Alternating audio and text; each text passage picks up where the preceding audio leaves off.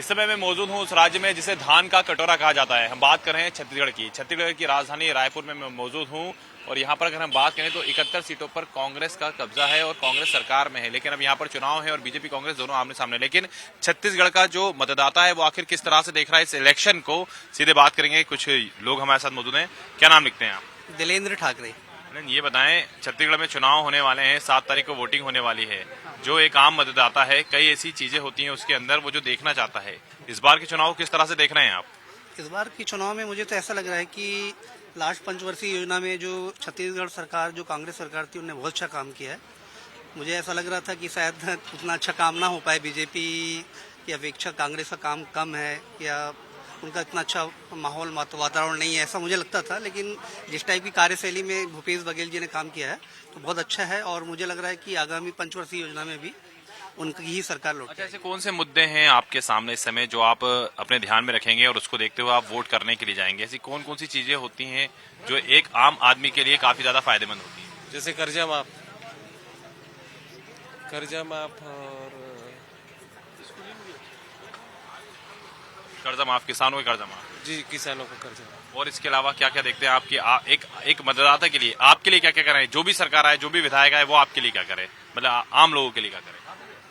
आम लोगों का वही जो जरूरत की चीजें है वो भरपूर वो ध्यान रखे। उस जैसे हॉस्पिटल आसपास में, स्वास्थ्य विभाग उसको प्राथमिकता दे और गांव में जो सड़कें हैं, पानी की व्यवस्था है, वो सबको सुचारू रूप से जारी रखे। बिल्कुल सुचारू रूप से जारी रखे, ऐसी तमाम जो चीजें वो है।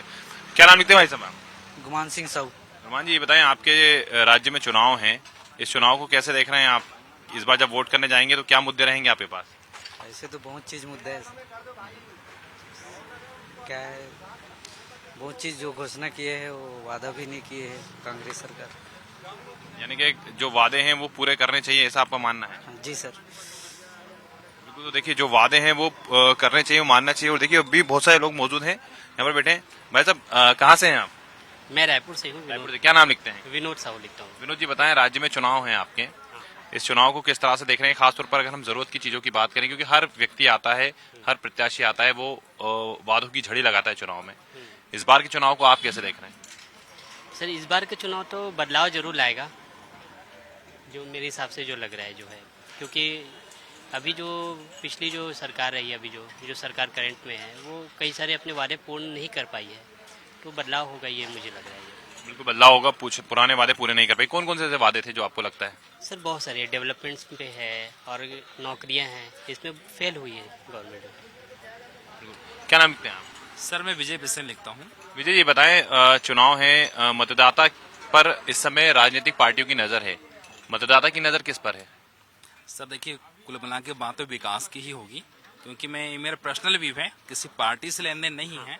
लेकिन जहाँ तक कि मैंने देखा है कि अभी जो अगले 5 साल में जो चीज़ हुई है अभी यहाँ पे, उसने सर मैंने ये देखा है, जैसे अभी आप यहाँ के ओवरब्रिज की काम देख लीजिए, जो बीजेपी गवर्नमेंट ने जो यहाँ काम हुआ वो बहुत अच्छा हुआ, इसमें कोई दो राय नहीं है। सड़कें देख लीजिए, आज हमारे गले मोहल्ले में जो नालियों का काम है वो पेंडिंग है। छोटी छोटी रोडें जो बहुत जल्दी मरम्मत हो जाती थी, आज वो नहीं हो पाई है। सेंट्रल गवर्नमेंट की ऐसी बहुत सी योजनाएं हैं जहाँ पे जो कि एक वृद्ध पेंशन योजना कह सकते हैं, या जो सेंट्रल गवर्नमेंट मोदी जी की योजना है जिसमें कि खेती वाले जो किसानों को मिलता है 2000 रुपये, वो देख लीजिए। ऐसे बहुत सी योजना से सर आज यहाँ के लोग लाभान्वित नहीं हुए हैं। मैं चाह रहा हूँ कि अगर कोई भी गवर्नमेंट आए, ये सारी चीज़ों जो वादा करके जाते हैं उस वादे पर जरूर खरे उतरें। बिल्कुल, वादे पर जरूर खरे उतरे और इस प्रकार की जो डिमांड है वो कहीं ना कहीं आम लोगों के साथ होती है। और देखिए यहाँ पर मैं इस समय जो नाश्ते का सेंटर है, चाय की दुकान है, वही बन रही है और चाय पर भी जो चर्चा है वो भी चल रही है। क्या नाम लिखते हैं भाई साहब? इमरान। इमरान, ये बताएं, आपके राज्य में चुनाव है, इन चुनाव को किस तरह से देख रहे हैं? अभी तो जो प्रेजेंट गवर्नमेंट है उसके फेवर में ही दिख रहा है सिनारियो तो, क्योंकि जिस टाइप का काम हुआ है किसानों के पक्ष में और जिस टाइप का रेगुलर पोस्ट निकली है उसके अकॉर्डिंग बोल सकता हूँ कि फेवर में तो है। बिल्कुल, तो देखिए बताया है। सर, क्या नाम लिखते हैं आप? मंजुल मयंक श्रीवास्तव। श्रीवास्तव जी, बताएं, क्या खा रहे हैं, डिश क्या है ये तो ब्रेड पकौड़ा है भाई साहब, ब्रेड पकौड़ा है। विक्की दिखाइए जरा, ब्रेड पकौड़ा दिखाइए। ब्रेड पकौड़ा खा रहे हैं, इसके अंदर चटनी भी डली हुई है। हाँ बिल्कुल बिल्कुल। बताइए, चुनाव की चटनी किस तरह से देखने को मिल रही है? चुनाव में भारतीय जनता पार्टी यहाँ पर लीड कर रही है, यहाँ पर जैसा दिख रहा है माहौल, क्योंकि आने वाले पिछले 5 चुनाव में भूपेश बघेल की सरकार ने लोगों को त्रस्त कर दिया।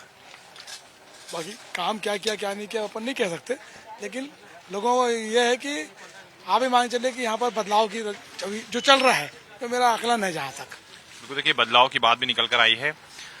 ऐसे कौन से मुख्य मुद्दे हैं जो आपको लगता है कि इस बार के चुनाव में हर राजनीतिक दल को आगे लाना चाहिए? अब इसके बारे में आपको क्या बताऊं, मुद्दा तो बहुत सारा मुद्दा है, जैसे कि शराबबंदी है, मेन मुद्दा तो यही है। मेन जो महिलाओं को बहुत पीड़ा है, ये बहुत ही ज्यादा माने मान्य है। बिल्कुल, ये आना चाहिए। क्या नाम लिखते हैं आप? मैं रिंकू वर्मा। रिंकू, बताएं, आपके राज्य में चुनाव हो रहे हैं, छत्तीसगढ़ में चुनाव हो रहे हैं, धान का कटोरा कहा जाता है, डेवलपमेंट की बात की जाती है, तमाम मुद्दे और तमाम वादे किए जाते हैं प्रत्याशियों के द्वारा। इस बार जब मतदाता वोट डालने के लिए जाएगा तो क्या क्या बातों को दिमाग में रखेगा, क्या क्या सोच कर जाएगा वो? सबसे पहले मुद्दा यही रहेगा कि शराबबंदी होना चाहिए करके, और मेरे को लगता है कि इस बार कांग्रेस सरकार तो नहीं आ पाएगी, क्योंकि जो घोषणा किए थे भूपेश बघेल जी ने हाथ में गंगा जल लेकर शराबबंदी करूंगा करके, उन्होंने वो पूरा नहीं किया है। और मैं धरसीवा से आता हूं, धरसीवा से, और युवा मोर्चा अध्यक्ष में जोगी कांग्रेस से। आज धरसीवा से टिकट फाइनल होने वाला है, प्रत्याशी घोषित नहीं हुआ है धरसीवा का। कुछ ही समय में धरसीवा का समीकरण चेंज करेंगे हमारे जोगी कांग्रेस। तो देखिए, यहाँ पर अगर हम बात करें तो जिस प्रकार से योगी कांग्रेस भी देखने को मिल रही है, कांग्रेस देखने को मिल रही है, बीजेपी देखने को मिल रही है और अन्य दल भी देखने को मिल रही है, तो साफ तौर पर यही यहाँ पर कहना है मध्य प्रदेश के साथ साथ छत्तीसगढ़ में भी कि कहीं बदलाव होगा तो कहीं करेंगे सरकार रिपीट होगी। लेकिन मतदाता की जो मन में बात होती है वो कहीं ना कहीं खुलकर तो निकल कर नहीं आती, लेकिन धीरे धीरे वो अपने मत के जरिए जरूर ये बताने का प्रयास करता है कि अब जो चुनाव है वो आ चुके हैं और ये चुनाव अब उसका है और वोट वो करेगा। वीडियो जर्नलिस्ट विकी साहू के साथ Jitendra Sharma, India daily live, Raipur.